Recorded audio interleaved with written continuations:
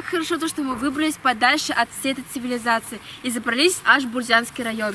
Какая здесь красота, какой вид! Девушки, я видела какие-то странные знаки на деревьях. Что это, древние руны или отметки других цивилизаций? Нет, я знаю, что это, нам учитель на уроке рассказывал. У башкир деревья являются собственностью, и на них делается особая отметка – тамга. Тамга – это родовая отметка на дереве, на котором собирают мед дикой пчелы. Бортневой мед – один из самых драгоценных и дорогих видов меда. В чем же особенность бурзянской пчелы? Пасечники в любом регионе нашей страны, за исключением, пожалуй, каких-то южных регионов, на зиму убирают своих пчел в специальное помещение, где всю зиму поддерживают плюсовую температуру, потому что от мороза пчелы погибают. Однако бурзянская дикая пчела, которая обитает в Башкирии, морозоустойчива и выживает самостоятельно. Пасека – это место обитания пчел, несущих мед. Различают кочевые и стационарные пасеки. Пчел разводят в специально оборудованных местах, в искусственных ульях. Каждый пчеловод, используя специальные знания, правильно размещает улья, приобретает оборудование и для работы с пчелами и обустраивает место зимовки. В Бурзянском районе Республики Башкортостан добывают мед колотным способом, как это делали еще в 17 веке. В колоде пчелы учатся выживать, продолжают свой род и восстанавливают природную жизнедеятельность, в отличие от пасеки, где они живут в искусственных условиях, где их кормят и лечат. Если по каким-либо причинам гибнет дерево, то пчеловоды, чтобы спасти пчел от истребления, вырубают борти и размещают их на земле. Колодное пчеловодство основывалось на использовании колод, небольших, толстых и пустых бревен, закрытых сверху и снизу крышками и имеющих проход для пчел. Одно из главных преимуществ содержания пчел в колодах – это то, что сама колода напоминает пчелам природные условия, в которых они когда-то были сами себе хозяевами. В зависимости от условия сбора меда, колода может иметь 5 или 4 ярусов, на них же ставили ящик с зачатками сот. Во время главного медосбора пчелы застраивали колоду сотами и заносили медом. Колоды делали полуразборными и разборными. Из верхних наставок брали мед, не умертвляя пчел, а в нижних размещалось расплодное гнездо.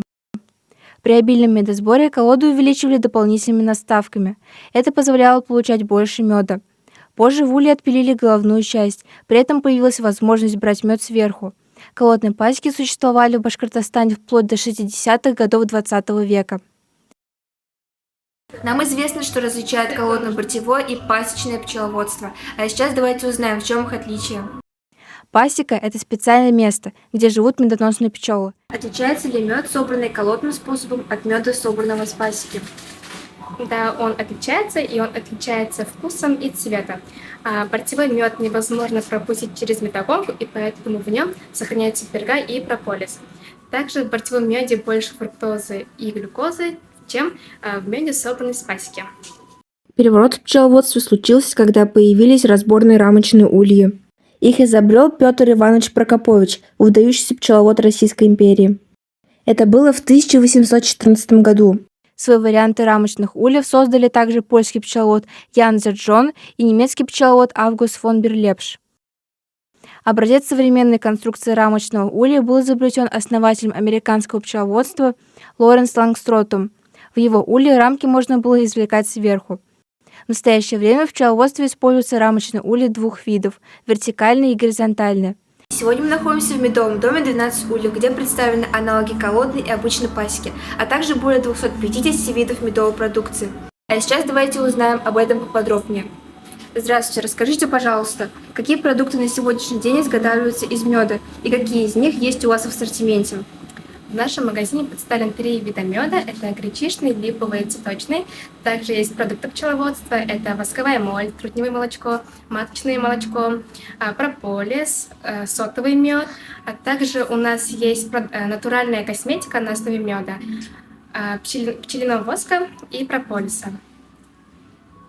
Хорошо. Назовите, пожалуйста, самую большую ценность башкирского меда.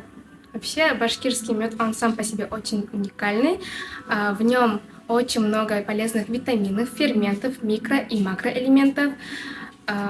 Вообще, издавна мед считался полезным продуктом. И даже Гиппократ использовал мед для лечения сложных заболеваний, для омолаживания, для улучшения жизнедеятельности. Высшая оценка башкирского меда. С 2002 года на орбиту и для послеполетной реабилитации космонавтов поставляется мед только из Республики Башкортостан. Доставка каждого килограмма подобного питания стоит от 5 до 7 тысяч $.